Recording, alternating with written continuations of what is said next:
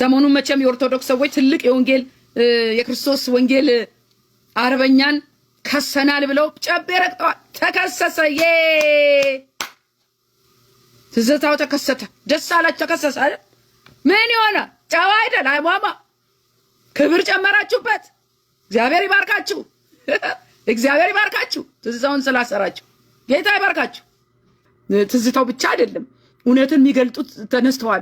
ብዙ ወጣቶች ተነስተዋል። አሁን እቺ ሙስሊም የነበረች ሴት በጣም ያጋለጠችው ነገር አለ። እሷን ፈልጉና ሰሯት። ያቺችን እህት ከሳሷት። ይችን እህት ፈልጉና ምን እያለች ታጋልጣለች ብትሉኝ፣ ኦርቶዶክሳውያን ውሸታሞች ናቸው፣ ለዘመናት በውሸት የህዝቡን ይዘውታል አለች። ከዛስ ማርያምን እና መስቀሉን ከአብ ጋር ያስተካከለ ድርሳነ መድኃኔዓለም ዘእሁድ ያለውን ታነብ ነበር። ዘመናት ኦርቶዶክሳውያን ሲዋሹ ምእመኑን ሲዋሹ ኖሩ። ውሸት ሁሌም ያዋርዳል። ይሄ መጽሐፍ እንግዲህ ድርሳነ መድኃኔዓለም ዘእሁድ ይላል። ይሄ መጽሐፍ በጣም የሚገርማችሁ ማርያምን ከአብ ጋር ያስተካከለ፣ መስቀሉ ከአብ ጋር ያስተካከለ፣ ምንም አይነት ፈጽሞ ልዩነት የሚባል ነገር የሌላቸው፣ ይህ መስቀል እንደ እግዚአብሔር የከበረ እንደ ድንግል ማርያምም ከፍ ያለ ነው። ሶስትነታቸውም ትክክል የሚሆነው እንደ አብ እንደ ወልድ እንደ መንፈስ ቅዱስ ፈጽሞ የማይለይ ነው ይላል። ፈጽሞ ከአብ ጋር ከወልድ ጋር ከመንፈስ ቅዱስ ጋር ፈጽሞ የማይለይ ነው ማለት ነው። ስለዚህ ምንድነው በአጭር አማርኛ ማርያም አምላክ ናት፣ መስቀሉ አምላክ ነው፣ ከአብ ጋር ፈጽሞ የማይለያዩ ከሆነ ማለት ነው። ስለዚህ ይሄን ውሸት ይፍረስ በኢየሱስ። ራሳችሁ ጻፋችሁትን እያነበበች ከሳሷ። አሁን ይች ልጅ ከሳሷ ደስ የምትል ትንሽ ልጅ ሙስሊም የነበረች ስሙ። የጻፋችሁት እኮ ነው ያዋረዳችሁ። የጻፋችሁት እኮ ነው የሚያሰድባችሁ። እንደ አብ እንደ ወልድ እንደ መንፈስ ቅዱስ ፈጽሞ የማይለያይ ነው ማን ብትሉኝ፣ ማርያምና መስቀሉ። በስድብ የወንጌል አማኝ አይታወቅም። የተጻፈውን ያነባል። እናንተ እኮ ወንጌል ሲነገር ትክክለኛ የእግዚአብሔር ቃል ሲነገር የተጻፈው ደግሞ የገድላችሁና የድርሳናታችሁ ጉድ ሲወጣ ተሰደብን ትላላችሁ። አሁን ትዝታው የወንጌል አማኝ ነው። በቃ አለቅ። ይሄ ደግሞ የማን ተግባር ነው ካላችሁ የፈሪሳውያን ናቸው። እነ ጳውሎስን ሲያሳድዱ የነበሩት፣ እነ ጴጥሮስን ሲያሳድዱ የነበሩት። ወግ እኮ ደረሰን። እኛም ስድብ ከመጣ ደግሞ እንደ ኦርቶዶክስ የሚሳደብ የለም። ከላይ እስከታች እኮ ነው ስድብ፣ ከላይ እስከታች ስድብ። ኦ ማይ ገድነስ። አንድ ቄስ አለ በጣም ዶክተር አብይን አንተ ሴጣን፣ አንተ ደም የጠማህ፣ አንተ ምንትስ። እሱን አሁን ወደ ሀገር ቤት እንኳን ቢመጣ መንግስት ቢያስረው ወጋለው። እሱ ቢታሰር ደግሞ ለወንጌል ታሰረ ትሉ ይሆነ። ቁጭ ብሎ የተሳደበ ቪዲዮን አያይዛለሁ። የደም ሰው ነው። ውረድ፣ አድርሱልኝ፣ ውረድ። የደም ሰው ነው። የብዙ ንጹሃን ደም እጅላለ፣ የሚሊዮኖች ደም ይፈላል፣ እናየዋለን። እየተተከተከ ነው እጅ። የደም ሰው ነው። መግዛት አትችልም። እግዚአብሔር አይወድህም የደም ሰው ስለሆንክ። እግዚአብሔር ሁሉንም ይወዳል፣ ግን የደም ሰው ስለመሆን ንቆሃል። እግዚአብሔር ትቷል። መንግስትህን አላጸናልህ። ጠንቋይና በተተኛ ነህ፣ ድግምተኛ ነህ፣ ክፉ ጨካኝ። የደሃዋን በቀነት ፈተህ የደሃዋን ቤት አፍርሰህ ላዋ ላይ አስመሳይ። የሚሊዮኖችን ቤት እያፈረስክ ለማስመሰል የምትሄድ ግብዝ። ይሄ ቄስ አሁን በአንድ እጁ መስቀል ይዟል። አሎ ባለ መስቀሉ ይሳደባሉ፣ ሙልጭ አድርገው ይሳደባሉ። እኛ የምናውቀው የሃይማኖት አባቶች ይቅር ሲሉ፣ ሲመክሩ፣ ምህረት ሲያደርጉ፣ ሲያስታርቁ ነው እንጂ ያዘው በለው ግደለው፣ ያዘው በለው እስራኤልን ለማጥፋት የተሰራ መሳሪያ፣ ባንቺ ላይ የተሰራ መሳሪያ አይሰራም። ነብዩ አለይሂ ሰላቱ ወሰለም ቂያማ ሊቆም አንድ ቀን እንኳን ቢቀረው ይላሉ። ቂያማ አንድ ቀን ቢቀረው አይሁዶችን ሙስሊሞች አሳደው ይገሏቸዋል። ዛፍ ድንጋይ ሳይቀር ያ ሙስሊም ያ አብደላህ ተዓል ወራኢ ይሁዲ ይላል እና ግደለው ይላል። እስራኤል እኮ የበኩር ልጅ ነው። ለእግዚአብሔር የበኩር ልጅ ይለዋል እስራኤልን። ቃሉ ሁሉ እኮ ለእስራኤል ነው የሚለው የእናታቆ። ሰተኛ ደግሞ ከስር ያለው ይሄ ስድብ የተማረው ከስር ያለው የቲክቶኩ ኦርቶዶክስ ሲኖዶስ አለ። የቲክቶክ ሲኖዶስ የሚባል እንደ ሚዲያ ነጋሽ አለ። ያዙ ልቀቁ የሚሉ ዘራፍ የሚሉ እነሱ ናቸው። አባቶቻቸውን እየተቆጣጠሩ ያሉት ከላይ ያሉትን። አሁን እነሱን ካላሰራችሁ፣ ትዝታውን ካላሰራችሁ ብለው የጮሁት ከስር ያሉት ናቸው። ከስር ያለው ከተቆጣ ደግሞ ከላይ ያለው ሊፈርስ ሆነ። ያ ድግምት ያ ጥንቆላ ያምን ሊዋረዱ ሆነ። ያንን ደግፎ ያዘላቸው ከስር ይሄ ያፈሩት ትውልድ ነው። ስለዚህ አሁን በኦርቶዶክስ ውስጥ ከስር ያለው ነው ከላይ ያለውን እየመራ ያለው። ለምን? ከላይ ያለው አናቱ ተበላሽቷል። ብዙ ነገር ስላለ ያጠፋው ያበላሸው ነገር ስላለ ያፈሩት ትውልድ ይኸውና ዛሬ አባቱን ይሄን ማሰር አለብህ ይሄኛው መክሰስ አለብህ እያለ ነው ያለው። ይሄ ነው ችግሩ። ይቆጣሉ እኮ ነብር ናቸው። እግዚአብሔር ይቅር ይበላችሁ እናንተን። ኦርቶዶክስ በየትኛውም ደረጃ ቢሆን አትሳደብ ቢባል አይችልም። ከሁሉም አይችለው ነገር አለመሳደብ ነው። ግን ክርስቶስን የቀመሰ ሰው እዩ ዮኒ ማኛ እንደሱ ተሳዳቢ እንደሱ ረጋሚ አልነበረም። ዛሬ ግን እያንዳንዱን እየሄደ ይቅርታ እየጠየቀ ነው። ዶክተር አብይን ይቅርታ ጠይቋል። ዮናታን አክሊሉን ይቅርታ ጠይቋል። ቀድሞ የሰደባቸውን አሁን መሳደብ ኃጢአት መሆኑ ገብቶት እግዚአብሔር መንፈሱን ገዝቶለት ከዛ ከጨለማ አውጥቶት እናትና ልጁ የሚለው ልጅ ዛሬ ኢየሱስ ክርስቶስ ጌታ እንደሆነ እየመሰከረ ነው ያለው። እይታን ይቀይራል። ወደ ወንጌል መምጣት አስተሳሰብን ይቀይራል። ወደ መልካም ያመጣል። ወደ ፍቅር ያመጣል። ከስድብ ነፃ ያወጣል። ከመጠጥ ከሲጋራ ነፃ ያወጣል። ዮኒ ማኛ ምስክር ነው። መለወጥ እንዳለ ማለት ነው። ለዶክተር አብይ ያስተላለፈው መልእክት አያይዝላችኋለሁ። ለዶክተር አብይ እቺን መልእክት አድርሱ፣ ቁረጡት። በጣም የማይዋደዱ ሰዎች አንድ ላይ በእናንተ ጉዳይ በጣም የሚጣሉ ሰዎች አንድ ላይ ሆነው እናንተን መናገር ከጀመሩ አሸናፊ እናንተ ናችሁ አሸናፊ። ጌታ ክብሩን ይውሰድ። ታሉ የሚፈልጉ በመንግስት ደረጃ ያሉ የመንግስት ተቋሚዎች አንድ ላይ መሆን ጀመሩ። ከምንም ጊዜ በላይ በዚህ ሰዓት አብይን ባትወደው አሸናፊ እንደሆነ ትመሰክራለህ። በቃ ደም ያለባቸው ሰዎች ተጨባጠው እንዴት አሉ። በእነሱ የተነሳ ህዝብ ተባቷል። በእነሱ የተነሳ ህዝቦች ተጫርሰዋል። ዛሬ ወንበር ፍለጋ ሊቆራመቷት ኢትዮጵያን ምን ማድረግ ጀመሩ? አንድ መሆን ጀመሩ። ስለዚህ ዶክተር አብይ አሸንፈሃል። ምን አለው? ብዙሃኑ በአንተ ላይ በተነሳ ጊዜ አሸናፊ ነህ አለው። ትልቅ መልእክት ነው ይሄ። አንድ ነገር የእግዚአብሔር ጉዳይ እናንተ ላይ ካለ ያለ ምክንያት ጠላት ይበዛባቸዋል። ምንም ሳታረጉ እኮ ተሳዳቢ ይበዛባቸዋል፣ ምቀኛ ይበዛባቸዋል። ጠላት እናንተ ውስጥ የእግዚአብሔር አጀንዳ አይቷል ማለት ነው። ስለዚህ አሁን እንግዲህ ዮኒ ማኛ ስለ ዶክተር አብይ ሲያወራ ፖለቲከኛ ነው አትሉትም መቼም። ዮኒ ማኛ ከኦርቶዶክስ ወደ ወንጌል አማኝነት መጥቶ ለውጡን አይታችኋል እናንተ ባይናችሁ፣ ሌሎቹንም። አሁን ደግሞ እነዚህ ሁለቱን አያይዛለሁ። ከወንጌል አማኝነት ወደ ኦርቶዶክስ የሄዱት ደግሞ ከኔ ህይወት እንዲማሩ ብሎ አንዱ ይሄ ደምረው የሚባለው እኔ መቼም ቀንሰሃል፣ በጣም ብዙ ቀንሰሃል። ኢቭን ሶ ኦርቶዶክስንም የማያውቃት ፕሮቴስታንትንም የማያውቅ ሰው አለ መሀል ላይ ያለ ማለት ነው። እኔን አይቶ እንኳን የኔን የህይወት ምስክርነት አይቶ ወደዚህ ቤተክርስቲያን እንዲመለስ እንግዲህ ትልቅ ስራ እሰራለሁ። ስጦታ ይሰጧቸዋል። እኛ የምንሰጠው የእግዚአብሔርን ቃል ነው። እኛ የምንሰጠው መጽሐፍ ቅዱስን ነው። ነጠላ ይሰጧቸዋል፣ ልብስ ይሰጧቸዋል። እንኳን ደህና መጣ ወደ እናት ቤት። ለውጡ ምንድን ነው? አሁን ጌታ ኢየሱስ ክርስቶስን ወንጌል አማኝነትን ጥሎ እዛ ቤት መሄድ ከብርሃን ወደ ጨለማ ማለት እኮ ነው። ምንድነው ስለ ኦርቶዶክስ ማናቀው? ሳናቃት ስንሳደብ ነበረ። ምንድነው ማታቀው የነበረ? አሁን ገብተህ ምን አየህ? ምን የተለየ ነገር አየህ? ይሄው ወዲያ ወዲህ ትላለህ። አብረህ ያው አሁን ተመችተዋል። ራሱ ፐርሰናሊቲ ራሱ እዛ ተመችተዋል። ጥሩ አረክ። ሰው የሚመቸውን እኮ ማንነቱን ካወቀ እዛው ይሄዳል። ምንድነው ብትሉኝ ማንጃሪኖ ይባላል መጠጥ። እሱ ነው ያለው። እንደ ልብ ትጠጣለህ፣ እንደ ልብ ትሳደባለህ፣ እንደ ልብ ያለምንም ህግ ትኖራለህ። ያን ፈልገን ሄድከው አንተ ደምረው የምትባል ሰውዬ። መንፈሳዊ ንግድ ተጀምሯል ወገኖቼ። ወቅቱን እየጠበቁ ከሁኔታው ጋር እየሄዱ ያው እንደምታዩት ነው። ዩቲዩብ ላይ ገጭ ይሉና ማሰው ያየዋል። ለነሱ ትርፍ ነው ይሄ። ወቅቱን እየጠበቁ ማለት ነው። አንዱ ነብይ ደግሞ ጸበል ሲረጭ ነበር። ጉድበል ዘንድሮ ጸበል ሲረጭ እንደዛኛው ቤት እኔ ከዛኛው ቤት ይዛችሁ የመጣችሁት ስርዓት ነው መሰለኝ። የእግዚአብሔር ደግሞ ክብር አልገለጥ አለ። ለምን? ትክክለኛው መጽሐፍ ቅዱስ አይነበብም፣ ትክክለኛው ትምህርት አይመጣም፣ ትክክለኛውም ቅባት ስለሌላችሁ አሁን የምታረጉን ነገር ጠፋችሁ። በዘይት አላችሁ፣ በምን አላችሁ ሞከራችሁ። አሁን ይሄ ነብይ ደግሞ እንደዚህ በጅምላ በማስታጠቢያ እየሞላ በባሊ አቅርቦ መድረክ ላይ በባሊ ውሃ አለ።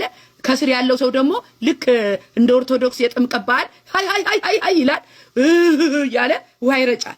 ከየት አመጣ ወንድም አለ? ጳውሎስ ውሃ ሲረጭ አይተሃል? ጴጥሮስ ውሃ ሲረጭ አይተሃል? ቃሉ ሲያካፍል እንጂ ፈውስ ያለው በእኛ እጅ ላይ ኃይል የተሰጠን የእግዚአብሔር ኃይል በቃሉ በመንፈሱ እንጂ ውሃ እየረጨን ነው። እናንተ ሰዎች እረፉ። ዘመኑ የሐሰት ነቢያት የሚገለጡበት ነው። ይሄው እየተገለጣችሁ እያየን ነው በጌታ በኢየሱስ ክርስቶስ። ሶስተኛው የዓለም ጦርነት ሚድል ውስጥ እዚህ ሚድል ውስጥ ይጀምራል። ኢራን አሜሪካን ስትመታ ያለው ራይት ናው፣ ሩሲያ እንግሊዝ አገርን ስትመታ ያለው፣ ኢራን አሜሪካንን ስትመታ ያለው ምን ታያለው? ወንድም አለማይተናል። ኦልሬዲ ስትዝት ነበረ፣ መግለጫ አውጥታለች። ሄሎ እኔ እረፉ ሚላቸው የለም። መዓት ጊዜ ነው። እኔ በጣም ባንተ ማፍረው ምሰቀጥተኝ እንደዚህ አይነት ነቢያትን ብለው ገጭ ያሉ ሰዎች አሉ በዚህ በክፉ ዘመን። ምን አለ ቀደም ብለህ አሁን እውነት እግዚአብሔር ተናግሮ ከሆነ እንደው ከአንድ ወር በፊት እንኳን አረ ግድልም ከ15 ቀን በፊት ዓለም አቀፍ ትንቢት ተናገረትም ነብይ ጆሲ ተባለለት።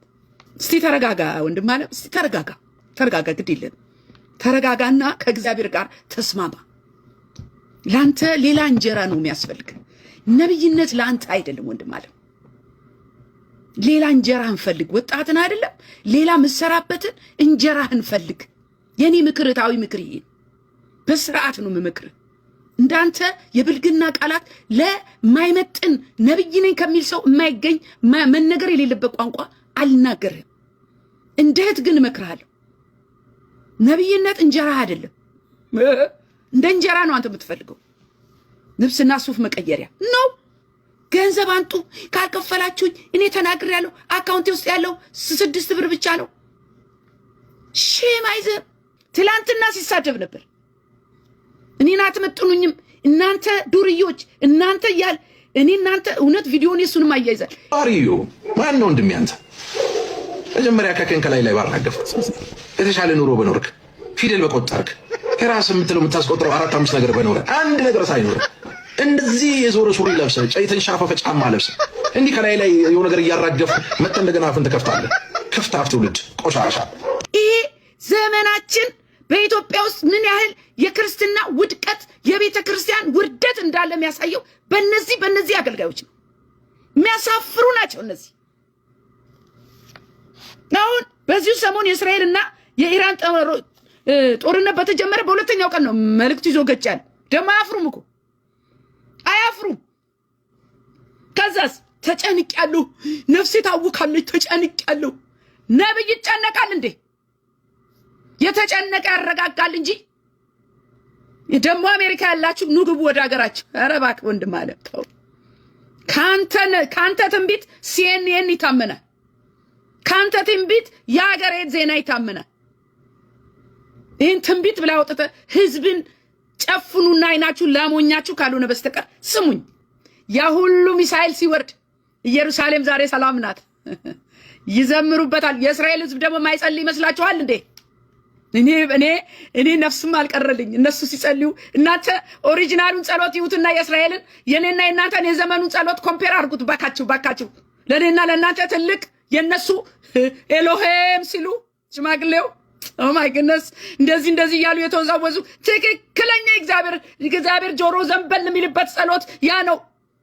ራሱ ቃናው ከውስጣቸው የሚወጣው ነገር እንዴት ያስቀናል። እናንተ አዶናይ ኤሎሄም አዶናይ ያሉ ሲጣሩ አምላካቸውን በቪዲዮ አያይዝላቸዋለሁ።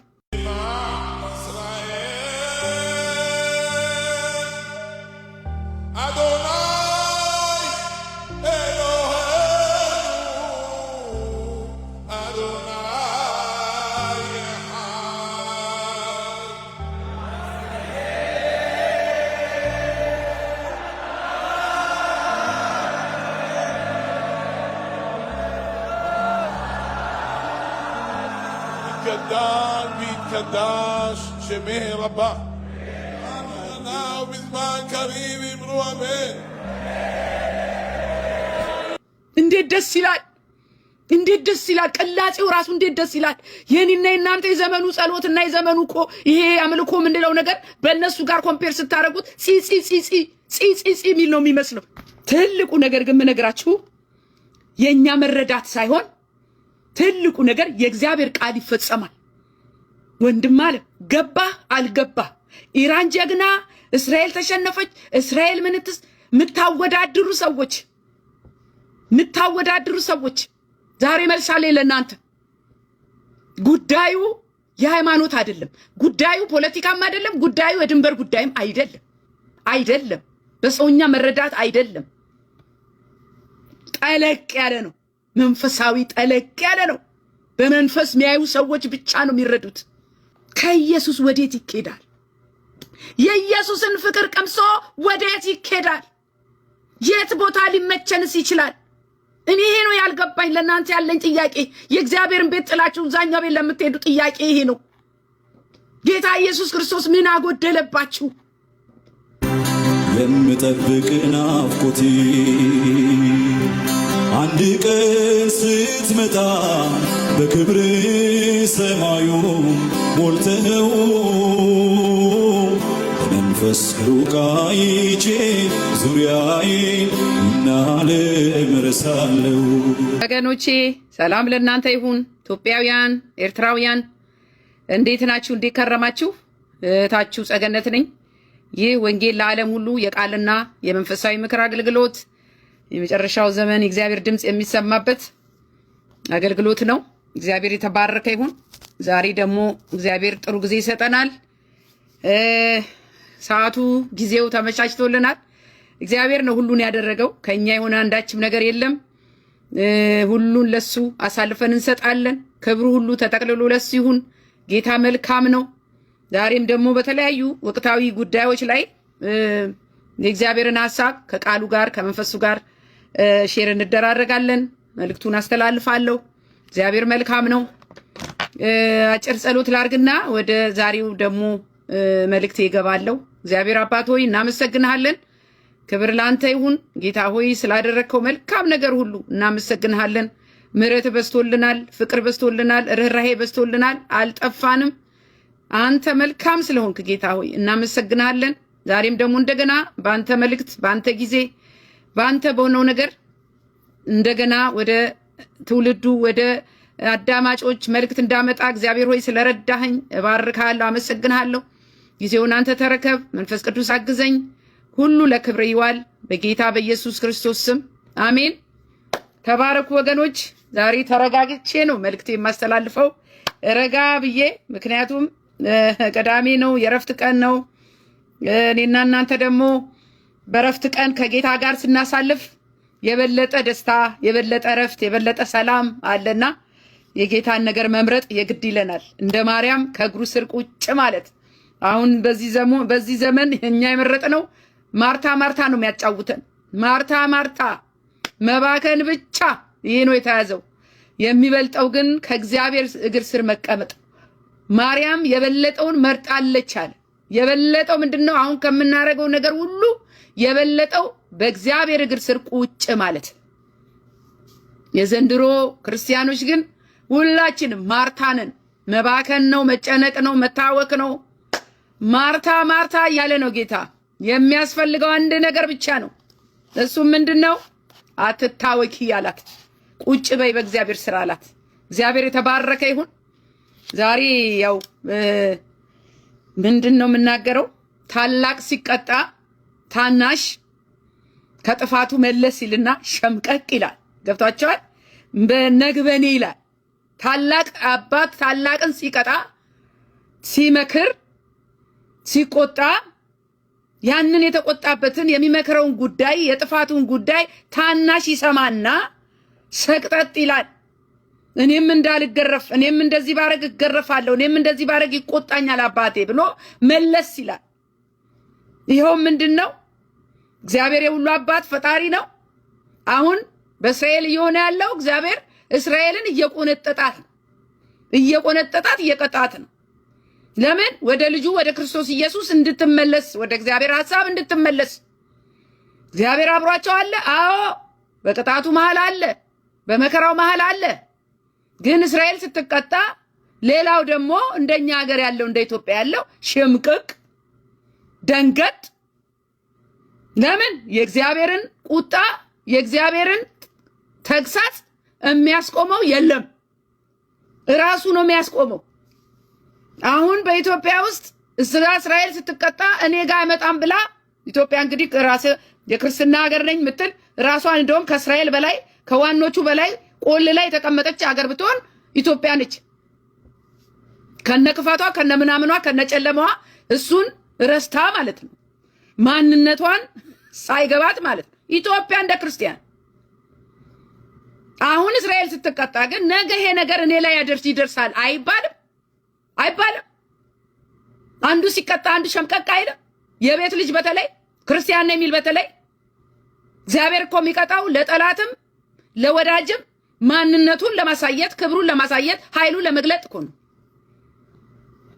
ስለዚህ አባትነቱን የእግዚአብሔርን አባትነቱን ተቀብለን ማመን አለማመን የሰው ልጅ ምርጫ ነው።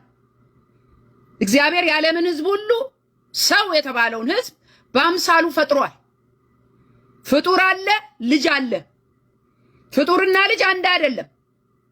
ይሄ የእስራኤል ጉዳይ ሰብአዊነት ጉዳይ አይደለም። የሰብአዊነት ጉዳይ አይደለም። የሐዘኔታ ጉዳይ አይደለም። እነሱም ሰው ናቸው እኛም ሰው ነን የሚባል ነገር አይደለም። የእስራኤል ጉዳይ ለምን ብትሉኝ ፍጡር መሆንና ልጅ መሆን ይለያያል። እግዚአብሔር ደግሞ ምርጫ ሰጥቷል። በልጁ በክርስቶስ ኢየሱስ በማመን ልጅ ሁኑ ብሏል። መንገዱን አሳይቷል። ልጅ የመሆን ያለ መሆን ፍጡር ሆኖ መቆየት የማን ምርጫ ነው? የሰው ምርጫ ነው። የመረጡት ልጅ ሆነው እንደኔና እንደናንተ ጌታን ተቀብለን እኛም በክርስቶስ ኢየሱስ አምነን ልጅ ሆነን ከእግዚአብሔር ጋር በእግዚአብሔር ቤት አለን። ልጅ መሆን ያልፈለጉት ደግሞ ፍጡሮቹ አሉ። የእስማኤል ዘሮች የእስራኤል ጠላቶች ማለት ነው። ይሄ እኮ ግልጽ እኮ ነው። እናንተ እኔ በየትኛው ሂሳብ አስባችሁት ግር እንዳላችሁ አላቅም። this is clear እኮ በጣም ግልጽ እኮ ነው። መንፈሳዊ ትርጉሙ የእስራኤልና የኢራን ጉዳይ መንፈሳዊ ትርጉሙ ግልጽ ነው። የቤት የተወለደውና ውጭ የተወለደው ነው እየተዋጋ ያለው። በቤት የተወለደው ነው ይወርሳል የተባለው። ወራሹ ማን ነው? ያም እኮ ውጭ የተወለደው በክርስቶስ ኢየሱስ በማመን እኮ የቤት ልጅ ሊሆን ይችላል። ግን አልፈልግም ካለ ካመጽስ እግዚአብሔር አያስገድድም። ስለዚህ አሁን ይሄ ሁሉ መስቀልቀል እግዚአብሔርን ካለመታዘዝ የመጣ ነው። እስራኤልም እኮ እግዚአብሔርን አትታዘዝም። እግዚአብሔርን መታዘዝ ማለት በአንዱ በልጁ በክርስቶስ ኢየሱስ አምኖ መቀበል ማለት ነው። ያንን የወጉትን መቀበል ማለት ነው። የወጉት እኮ አሉ። አሁን እስራኤላውያን ጌታ ኢየሱስ ክርስቶስን የሰቀሉ ናቸው። ተማክረው የሰቀሉ የወጉ ናቸው። ግን እንደዛም ቢሆኑ የእግዚአብሔር ልጆች ናቸው፣ የተመረጡት ናቸው። አሁን ለንስሐ ጊዜ ተሰጥቷቸዋል። ሲያጠፉ ደግሞ ይኸው እንደዚህ ይቀጣሉ። በቁጣው መሃልም ግን አባትነቱ አለ። በእስራኤል አይጨክንም ጌታ፣ ታውቃላችሁ። እሱንም እነግራችኋለሁ። ስለዚህ ማንን ሰው የተፈጠረበትን ዓላማ ረስቶ አሁን ተምታቶበታል። ምንድን ነው ብትሉኝ፣ ሰው የተፈጠረው በእግዚአብሔር አምሳል ነው። ሰው የተፈጠረው ለፍቅር ነው። ሰው የተፈጠረው አብሮ እንዲኖር ነው። ሰው የተፈጠረው አባቱን እንዲያከብር ነው። የእግዚአብሔርን ትእዛዝ እንዲፈጽም መመሪያ ተሰጥቷል። መጽሐፍ ቅዱስ የሚባል ሰው አሁን ማንነቱ ራሱ ጠፍቶበታል፣ ተምታቶበታል። አሁን አንበሳ ከዱር ወጥቶ መሀል ከተማ ብታስቀምጡት ከመደናበር ውጪ ማንንም አይነክስም፣ ቆሞም አይደራደርም። አሁን የእግዚአብሔርም ሕዝብ እንደዛ ነው። ከማንነቱ ውጪ ነው እየተራወጠ ያለው። አውሬ ነው እየተጫወተ ያለው። የኛ ባህሪ አይደለም። አሁን የምናየው ነገር አስቡት እንግዲህ ሚሳኤልን ያህል ነገር አገር ለማጥፋት ትውልድ ለማጥፋት በፊት እኮ በነ ዳዊት ዘመን እንትን ነበረ፣ ጦርና ሰይፍ ነገር ነበረ። እንደው መጎዳጃም ቢሆን እንኳን ወይ ወንጭፍ ነገር ነበረ። አሁን እኮ በሚሳኤል ደረጃ ነው የሰው ልጅን ለማጥፋት የተሰራ መሳሪያ፣ እስራኤልን ለማጥፋት የተሰራ መሳሪያ። በአንቺ ላይ የተሰራ መሳሪያ አይሰራም። የእግዚአብሔር ቃል እኮ አለ ተጽፎልናል። እኔና እናንተ ወደ ግራ ወደ ቀኝ አንልም። አሁን ከእግዚአብሔር ጎን ከመቆም ውጪ ሌላ ምርጫ የለንም ወገኖቼ። ስለዚህ የእስራኤል ሕዝብ እረኛ እንደሌለው በግ ተቅበዝብዟል። አሁን ለምን መሪ የለውም? ሙሴ የለም እንዳልኳችሁ፣ ማንም ዳዊት የለም። በዚህ ጋር ውጡ በዚህ ጋር ግቡ የለም። እግዚአብሔርም ደግሞ ያስጨንቋቸዋል። አስጨንቋቸዋል ማለት ወደ እግዚአብሔር ሐሳብ እንዲመጡ ነው። በክርስቶስ ኢየሱስ አምነው ወደ መዳን እንዲመጡ ነው። እግዚአብሔር እያስጨነቀ ቀበጦን እያጠበቀ ነው ያለው በእስራኤል ሕዝብ ላይ። ለምን? ወደ ልጁ ወደ ክርስቶስ እንዲመጡ። በጣም የሚገርመው ግን የኢትዮጵያ ህዝብ ከመንፈሳዊ ዕውቀት ማጣት የተነሳ የእስራኤልንና የኢራንን ጦርነት የተረጎመበት ሁኔታ በጣም ባለመረዳት በጣም የሚገርም አይነት መረዳት የሚገርም የሚያስደነግጥ እንኳን ያልዳነው የዳነው ክርስቲያኑ የሚተረጉምበት ሁኔታ በጣም እኔ ያስደንግጦኛል። ለምን ብትሉኝ እግዚአብሔር አጥፋ ካለ ታጠፋለህ። በሳኦል ጊዜ ሂድና አጥፋ ሁሉን አጥፋ የተባለውን ሳኦል ምን አረገ? ገጭ አለ። የሰቡትን ያማሩትን ለመግደል ያሳሱትን እንደገና ደግሞ ንጉሥ አጋይንም ይዞ መጣ ገጭ አለ። ይሄ ምን ማለት ነው? የእግዚአብሔርን ትእዛዝ አልፈጸመ። ከዛስ ንግስናውን ተቀማ። እግዚአብሔር የሱ የሆኑትን ያውቃል። ሂድና እንደዚህ አድርግ ከተባልክ አንተ ባንተ ሊና ባንተ ጭንቅላት ሰባዊነት ተሰምቶት አሃ ይሄኛውንም እንዴት እንደጋላለሁ እነሱም እኮ ሰው ናቸው ግደል ካለ ትገላለህ። ትእዛዝ ነው። ዛሬ በእኔና በእናንተ ዘመን ምናመቻምቸው የእግዚአብሔር ቃል የለም። ሳኦል ግደል የተባለውን ስላልገደለ ነው ከንግስናው የወረደው እግዚአብሔር የናቀው። ጌታ ኢየሱስ ክርስቶስን ባለመቀበላቸው የእስራኤል ሕዝብ አሁን ዋጋ እየከፈለ ነው። እግዚአብሔር እኮ ይናገራቸዋል። እናንተ እስራኤልን የተወ የጣለ ይመስላችኋል እንዴ? እንደውም እዚህ ጋር ቃል አለኝ በሮሜ 11 ላይ እንግዲህ እግዚአብሔር ሕዝቡን ጣላቸውን እላለሁ አይደለም፣ እኔ ደግሞ እስራኤላዊና ከአብርሃም ዘር ከብንያም ወገን ነኝና። ማን ነው እንደሚለው? ጳውሎስ። እግዚአብሔር አስቀድሞ ያወቃቸውን ሕዝብ አልጣላቸውም። ሃሃ ሃሃ ኢራን የምትጫወቱ ሰዎች ሃሃ እግዚአብሔር እስራኤልን አይጥልም አይተውም። መጽሐፍ ስለ ኤልያስ በተጻፈ የሚለውን በእግዚአብሔር ፊት እስራኤልን እንዴት እንደሚከስ አታውቁምን? እግዚአብሔር እስራኤልን ይከሳል። ጌታ ሆይ ነቢያትህን ገደሉ፣ መሰዊያዎችህንም አፈረሱ፣ እኔም ብቻዬን ቀረው፣ ነፍሴን ይሿታል አለ። ኤልያስ በኤልዛቤል ዛቻ ረስቶ ሸሽቶ ሄዶ ማለት ነው። ነገር ግን አምላካዊ መልስ ምን አለው? ስሙ ይሄንን መልስ፣ የእግዚአብሔር መልስ። እነዛ ነቢያትን ያስገደሉት እነማን ናቸው? እስራኤላውያን ናቸው። ጌታ ኢየሱስ ክርስቶስን የሰቀሉት ፈሪሳውያን ናቸው። እና እነሱን እግዚአብሔር ጣለ? አልጣለም። ለንስሐ ጊዜ እየሰጠ ነው። አይጥልም የእስራኤልን ሕዝብ። አንድ ሰው ቤተሰብ ውስጥ ልጅ ወለደ፣ 9 ልጅ ወለደ ወይ 6 ልጅ ወለደ። ከመሃል አንድ ተንኮለኛ አለ፣ አጥፊ አለ። ትገርፋለህ እንጂ ትገላለህ፣ ትገርፋለህ እንጂ ልጅ አይደለም ብለህ ትክዳለህ? አትክድም። እኛ እንኳን ክፎች ሳለን በተለየ በኩር ልጅህን መከራ ያየህበትን እስራኤል እኮ የበኩር ልጅ ነው። ለእግዚአብሔር የበኩር ልጅ ይለዋል እስራኤልን። ቃሉ ሁሉ እኮ ለእስራኤል ነው የሚለው። እናታውቁ ስሙኝ። ለበዓል መልስ አምላካዊ መልስ ምን አለው? ለበዓል ያልሰገዱትን 7000 ሰዎች ለኔ አስቀርቻለዋል። ሃሌሉያ ሃሌሉያ። እግዚአብሔር ቅሬታዎች አሉት፣ ቅሬታዎች አሉት። እንደ ሐሳቡ እንደ ፈቃዱ የሚሄዱ የሚወዱት የሚያከብሩት ቃሉን የሚሰሙ ቅሬታዎች አሉት።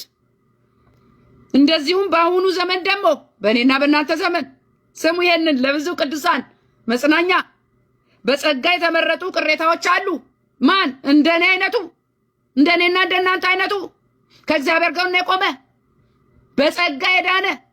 እኔና እናንተ በጸጋ ድነን ነው ዛሬ ቤተሰብ ይሆን ነው፣ በመወለድ አይደለም። በጸጋ ግን ድነናል። በጸጋ ከሆነ ከስራ መሆኑ ቀርቷል፣ ጸጋ ያለዚያ ጸጋ መሆኑ ቀርቷል ይላል። በስራ አይዳንም ወንድም አለሞች። እዛኛው ቤት የሚዳነው በጸጋ ነው፣ በማመን ብቻ ነው፣ በማመን ብቻ ነው። ቤተክርስቲያን በማሰራት አይደለም። ስለዚህ እግዚአብሔር የእስራኤልን ሕዝብ አይጥልም። አሎ ጠላት እያየ ወዳጅ እያየ እግዚአብሔር በእስራኤል ላይ ክብሩ ይገልጣል። እኔ የምለው ኢትዮጵያ እየሆነ ያለው ነገር የዓለም ውጥረት አይመለከተኝም ያለች ይመስላል። ኢትዮጵያ ምንም አያገባኝም ብላለች። እንደ ቤተ ክርስቲያን እንደ ሀገር ምንም እንደ ድሮው ነው። ተርምሱ እንደ ድሮው ነው። ሁሉ ነገር እንደ ድሮው ነው። ነግበኔ የለም። ነገ ኢትዮጵያ ላይ እኮ አንድ ሚሳኤል ቢተኮስ ኢትዮጵያ እኮ የለች። ለምን? በክርስቶስ ኢየሱስ ስላልተሸፈነች። ይሄ መሳሪያ ጉዳይ አይደለም። እስራኤል እኮ ትንሽ ሀገር ናት፣ ትንሽ ሀገር ናት። ያ ሁሉ ሚሳኤል ወርዶባት አለች እስራኤል አለች። በተለይም ለቤተ ክርስቲያን የእግዚአብሔርን ፊት የመፈለግ ዘመን ቢሆንም አሁንም ቤተ ክርስቲያን ያለች በቃ በራሷ ጉዳይ ተጠምዳለች። ነቢያቶችንም ስሙኝ ደግሞ የሀገሬን ነቢያቶች ጉድ ልናገር። በዚህ ነቢያቶች የማያፍሩ ነቢያቶች አሉ፣ እንደ ነቢይ ጆሲ ያሉ የማያፍሩ ነቢያቶች አሉ። እናንተ ልክ የእስራኤል ጦርነት በተጀመረ በነጋታው ጌታ አሳየኝ ብሎ ኧረ በኢየሱስ ስም ወንድም አለም ጊዜና ወቅት እየጠበቁ ያንኑ ምናየውን ትላንትና ማታ ያየነውን ይሄ ዓለም አፈር ይባላል። ፀሐይ የሞቀውን አገር ያወቀውን ትንቢት ነው ብለህ ይዘህ ስትመጣ አትሳቀቅ። አንድ ጊዜ ደግሞ በቅርቡ ሲሳደብ ነበረ። ስሙኝ፣ አበሻ ክብር አይወድለትም፣ የሚዘረጥጠውን ነው የሚወደው አበሻ። ሰው እኮ እውነተኛ ወንጌል ይዞ ነው የሚሰደበው። አንተ አሁን ብትሰደብ በወንጌል አይደለም የምትሰደበው፣ በራስህ ቀለህ ነው የምትቀለው። ሰው ራሱን ሲያቀል ይቀላል። ስለዚህ ወንድም አለም ጆሲ ነብይ ጆሲ እባክህ ነብይነት ለአንተ አይደለምና ሌላ እንጀራህን ፈልግ ብዬ ምክር እሰጥሃለሁ። የእግዚአብሔርን ቤት የሚያሰድቡ አንዱ አንተ ነህ ዋናው። ስሙኝ እባካችሁ ይህን ልጅ ምከሩት፣ አረጋጉት። እባካችሁ አይምሮን ጠብቁለት። በእውነት የኔን ህይወት ምስክርነት አይቶ ወደ ኦርቶዶክስ ቢመለስ አሁን ብዙ ስራ ሰራለሁ አለ። ሰዎች የኔን ህይወት አይተው ወደ ኦርቶዶክስ እንዲመለሱ ምንህን ነው ወንድም አለም? ምን የሚታይ ነገር አለ? ምን የሚማርክ ነገር አለህና? እንደገና ሌሎች ሴቶች ሁለት ሴቶችም ነጠላ እየሰጧቸው ነው። ነጠላና ነጭ ያገር ልብስ ኦርቶዶክስ የምትሰጠው ስጦታ ከወንጌል አማኝ ወደዛ ስትሄዱ ማለት ነው። ህይወት የማይሆን ስጦታ ህይወታችሁን ጥላችሁ ወደዛ ቤት ሌላ ህይወት የማይሆን ነገር ትቀበላላችሁ። የሰውኛ ነገር ትቀበላላችሁ። የእግዚአብሔር ነገር ጥላችሁ ሄዳችሁ። እኛ ቤት ግን ያለው ኢየሱስ ነው። እኛ ቤት ግን ያለው ወንጌል ነው። እኛ ቤት ግን ያለው ህይወትን የሚቀይር የዘላለም ህይወት ነው። ከኢየሱስ ወዴት ይኬዳል? የኢየሱስን ፍቅር ቀምሶ ወዴት ይኬዳል? የት ቦታ ሊመቸንስ ይችላል? እኔ ይሄ ነው ያልገባኝ። ለእናንተ ያለኝ ጥያቄ የእግዚአብሔርን ቤት ጥላችሁ ዛኛው ቤት ለምትሄዱ ጥያቄ ይሄ ነው። ጌታ ኢየሱስ ክርስቶስ ምን አጎደለባችሁ? እኛ ውጊያችን ከደምና ስጋ ጋር አይደለም፣ በዚህ ዓለም ከሚሰሩ ክፉ መናፍስት ጋር ነው እንጂ ዝም ብለን ነው እንጂ የቻልነውን ደግሞ በህግ አግባብ ለህግን ብናመለክት የወንጌል አማኝን እኮ የሚሰማ የለም። አሁን በአንድ ስፍራ ቤተክርስቲያን ፊት ለፊት ማምለኪያ ፊት ለፊት የእስረኞች ሽንት ቤት የእስረኞች ማጎሪያና ሽንት ቤት ሰርተዋል። እዚህ ዲላ አካባቢ እሱንም ቪዲዮ አያይዛለሁ። የአማኞች ቤተክርስቲያን ፊት ለፊት አምጥተው ገጭ አድርገዋል። ምን ሽንት ቤት። አሁንም ግን የጌታ ልጆች አሉ፣ ወዛቸው ግጥም ያለ። ጌታ እኮ ያሳርፋል። እናንተ አሁን እነ ትዝታው መምህር በጋሻው ዘርፌ እንዳልክ ምናምን ሲገናኙ ያላቸው ሞገስ ከየትም አታመጣውም። በገንዘብ ከየትም አታመጣውም። በጥንቆላ በመተት አይመጣም። የእግዚአብሔር ቅባት ከውስጥ ነው ፍልቅ ከሚለው። ኢየሱስ ያድናል። ክብር ለእግዚአብሔር ይሁን። ስለ እስራኤል ጉዳይ አንድ ነገር ልጨምርና እንጨርሳለሁኝ መልእክቴን። በዚህ በትንቢተ ኢሳይያስ ምዕራፍ 41 ላይ ስሙኝ፣ ቁጥር 8 ጀምሮ ባሪያዬ እስራኤል ማን አለ? እግዚአብሔር። የመረጥኩ ያዕቆብ የወዳጄ አብርሃም ዘር ሆይ አንተ ከምድር ዳርቻ ያዘዝኩ ከማዕዘኗም የጠራሁ አንተ ባሪያዬ ነህ፣ መርጬሃለሁ፣ አልጥልህም ያልኩ ሆይ እኔ ከአንተ ጋር ነኝና አትፍራ፣ እኔ አምላክ ነኝና አትደንግጥ። አበረታሃለሁ፣ እረዳሃለሁ፣ በጽድቄም ቀኝ ደግፌ ይዝሃለሁ። እነሆ የሚቆጡ ሁሉ ያፍራሉ። ሃሎ የእግዚአብሔር የተስፋ ቃል ለማ ለእስራኤል። እነሆ የሚቆጡ ሁሉ ያፍራሉ፣ ይዋረዱማል፣ የሚከራከሩም እንዳልነበሩ ይሆናሉ፣ ይጠፉማል። የሚጣሉህንም ትሸሻቸዋለህ፣ አታገኛቸውም። የሚዋጉህም እንዳልነበሩ እንደምናምን ይሆናሉ። እኔ አምላክ እግዚአብሔር አትፍራ፣ እረዳሃለሁ ብዬ ቀኝህን ይዛለሁና። አንተ ትል ያዕቆብ የእስራኤል ሰዎች ሆይ አትፍሩ፣ እረዳሃለሁ ይላል እግዚአብሔር። የሚቤዥህ የእግዚአብሔር ቅዱስ ነው ይላል። ሃሌሉያ ሃሌሉያ። የሚያመልኩትን እግዚአብሔር ያውቃል። ከእስራኤል ጎን ቁሙ። እስራኤል ታሸንፋለች። እግዚአብሔር ድል ይነሳል። ጠላቶቿ ያፍራሉ። ዙሪያዋን የጠመዷት የተባበሩባት እስራኤል እንድትጠፋ የሚፈልጉ ሁሉ ያፍራሉ። በኢራንም ያሉ ክርስቲያኖችን እግዚአብሔር እንዴት እንደሚያስመልጥ ያውቅበታል።